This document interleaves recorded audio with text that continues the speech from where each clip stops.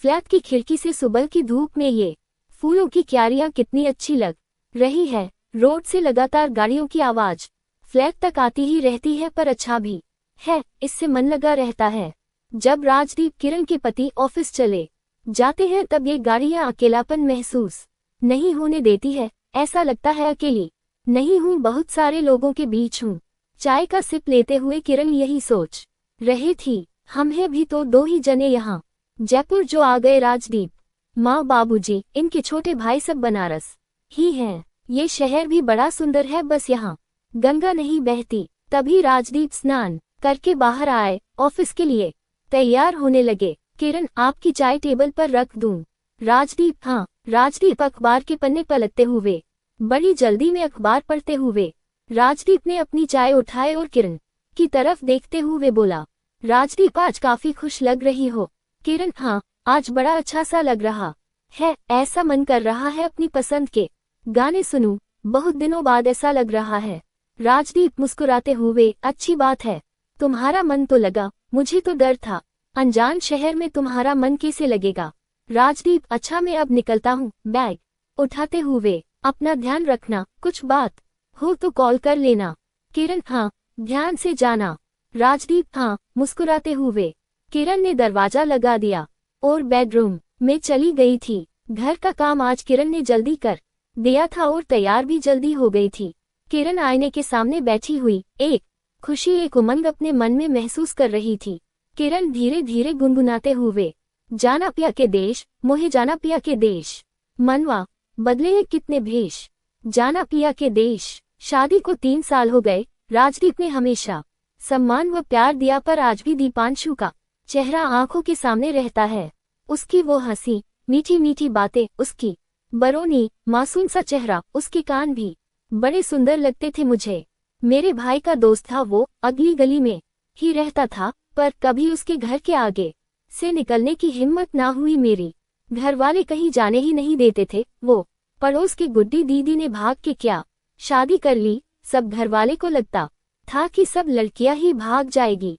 मैं तो थी भी अकेली लड़की पूरे परिवार में, ना बाबा ना अपने बस का नहीं कहीं भागना। मुझे तो बड़ा डर लगता था। ये सब सोचते हुए भी BA करने के बाद मैंने ताऊजी का एनजीओ यूं ही ज्वाइन कर लिया था। वहाँ दीपांशु भी काम करता था। पहले पहल में कितना डरती थी, हिचकिचाती थी उससे बात करते हुए, पर वो बातूनी बातें करवा ही लेता था। उसके ख्वाब भी कितने बड़े थे, बिजनेस करूंगा, बस 1-2 साल में कुछ पैसे इकट्ठे कर लूं, ऐसा कहता था। आज वो बिजनेस करता भी है, कुछ तो बात है उसमें। कैसे मेरा मन चुरा ले गया। उसने तो पूछा भी था, भागना है क्या, पर ये सब मेरे बस की बात कहाँ थी। आज तो फिर भी कुछ जानती हूँ, पहले तो बस कोरी थी, कुछ भी तो नहीं पता था। BA करके भी ऐसा लगता था अनपढ़ ही हूँ, कुछ भी तो नहीं जानती थी। लोग कैसे भागने की हिम्मत कर लेते हैं। पापा का नाम खराब हो जाता, भाई कभी भी मुझसे बात ना करता, माँ तो मर ही जाती। उस वक्त मुझसे ये सब ना हुआ। पापा ने राजदीप से शादी करवा दी। कहा, जानता हूँ इस परिवार को अच्छा घर है, लड़का भी अच्छा है और तू खुश रहेगी। राजदीप सच में अच्छे इंसान है, मैंने भी उन्हें अपना ही लिया, पर कहीं ना कहीं एक अधूरापन, एक टीस सी है। अगर मैं दीपांशु के साथ होती, उस वक्त हिम्मत कर लेती तो क्या जिंदगी कुछ और ही होती। दीपांशु ने भी तो शादी के बाद बात करना बंद कर दिया था, बहुत कम ही बात करता है। सामने आ भी जाए तो बस हाँ हूँ ही करता है। वो नाराज था। शादी से पहले वो मेरे साथ आगे बढ़ना चाहता था। अगर उस दिन अपने मन को काबू में करके नहीं भागती तो क्या से क्या हो जाता। कहाँ मुझमें इतनी हिम्मत थी ये सब करने की। अब सोचती हूँ क्या वो होने देना चाहिए था। नहीं नहीं, वो तो गलत ही होता।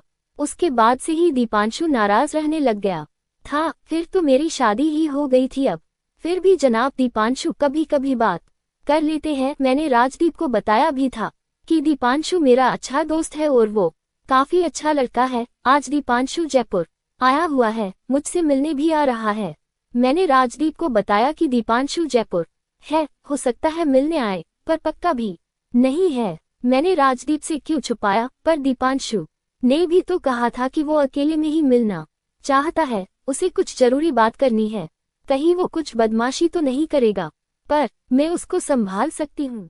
अरे नहीं नहीं, ये भी मैं क्या सोच रही हूँ, अब तो उसकी शादी को भी 2 साल हो गए। किरण का मन ऐसे ही बातें सोच सोच के हिलोरे ले रहा था, तभी घंटी बजी। किरण भागती सी दरवाजे पे गई, दरवाजा खोला, संभल कर बोली, आओ दीपांशु, कैसे हो? दीपांशु हल्का मुस्कुराते हुए, ठीक हूँ किरण, तुम कैसी हो? किरण, बैठो पानी लाती हूँ, चाय पियोगे ना? दीपांशु, चाय नहीं, मैं जल्दी निकलूंगा। किरण, क्या अभी तो आए हो, अभी से जाने की बातें, बैठो। दीपांशु, पर चाय नहीं, सिर्फ पानी। किरण, ठीक है। दीपांशु का चेहरा मुरझाया सा था, उदासी परेशानी चेहरे पर थी। किरण दीपांशु को देखते हुए, नजर भी तो नहीं मिला रहा है, कभी घर को देख रहा और कभी फर्श को। किरण, क्या हुआ, थके से लग रहे हो? दीपांशु, नहीं, सब ठीक है। और सब कैसे है? राजदीप जी और सब घर में?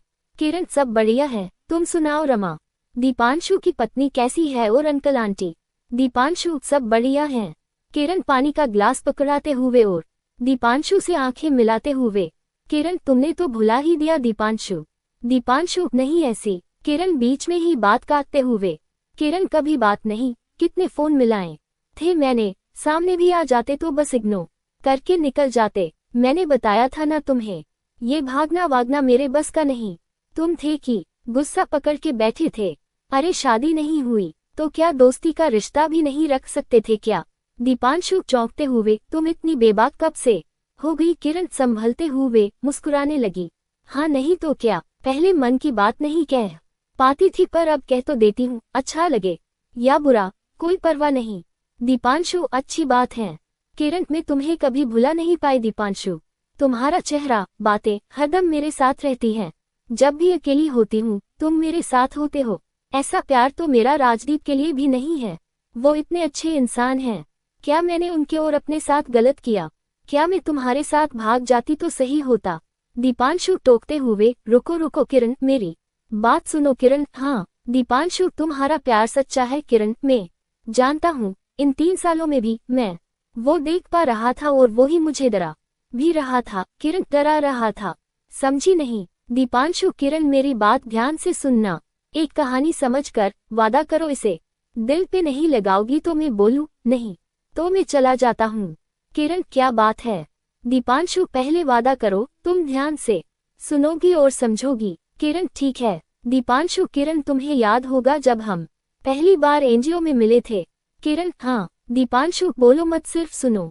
किरण सिर हिलाते हुए, दीपांशु, मैंने जब तुम्हें पहली बार देखा तुम मुझे पसंद नहीं थी, पर उम्र कहो या बेईमानी, मैं तुम्हें अपना बनाना चाहता था। मुझे सिर्फ शरीर पाना था, जो और लड़के भी करते थे, मेरे दोस्त लोगों के भी किस्से थे, मैं भी ऐसा ही कुछ करना चाहता था। दीपांशु, सिर्फ सुनो अभी, पर जब तुमसे बातें करने लगा, तुम्हें समझने लगा, मुझे तुमसे कुछ और मिलने लगा, और शरीर की भूख कहीं खो गई, पर प्यार में तुमसे तब भी नहीं करता था। किरण के गालों पर आंसू बहने लगे। दीपांशु, अभी सुनो किरण। किरण, हम आंसू हटाते हुए, दीपांशु, जितना समय में तुम्हारे साथ रहा, मैंने जिंदगी को अलग नजरिए से जाना। एक दिन तुम्हें याद होगा, मैंने आगे बढ़ने की भी कोशिश की, पर तुम्हारे ना कहने पर आगे नहीं बढ़ पाया। वो ठहराव भी मैंने तुमसे पाया, पर जब तुम्हारी शादी की बात हुई तो मैं खुश भी था कि ये सही घर चली जाएगी, और जो झूठ मैंने प्यार के नाम पे बुना था उससे मैं आजाद हो जाऊंगा। तुम्हारी शादी के बाद मैंने इसीलिए तुमसे दूरी बना ली कि अब सब ठीक हो गया है। किरण, तो अब क्यों बता रहे हो? दीपांशु, तुम जब भी मुझसे टकराए हो, तुम्हारी आंखों में मैंने वो कशिश देखी है, वो टिस देखी है, वो काश देखा है जो मेरे जैसे आदमी के लिए ठीक नहीं था। कुछ पाप दिखते नहीं है किसी को, पर पापी को तो पता होता है ना उसने क्या किया है। दीपांशु भावुक होते हुए व संभलते हुए, पर अब मैं खुद को रोक नहीं पाया, मुझे तुमसे कहना ही था। ये बात तुम्हें चोट पहुंचा सकती थी, तोड़ सकती थी, सो फोन पे नहीं बताना चाहता था। बनारस में कहना भी मुश्किल था, बस इसी काम से जयपुर आया था, सिर्फ तुमसे मिलने। किरण अपने आंसू साफ करते हुए, दीपांशु, मुझे माफ कर दो किरण। किरण, कोई बात नहीं। रोते हुए, दीपांशु, अगर तुम मुझे दोबारा कॉल करोगी तो अब एक सच्चा दोस्त तुमसे बात करेगा, कोई बहरूपिया नहीं। नहीं भी करोगी तो भी कोई बात नहीं, पर मैं तुम पे भरोसा करता हूँ कि तुम बात करेगा, कोई बहरूपिया नहीं।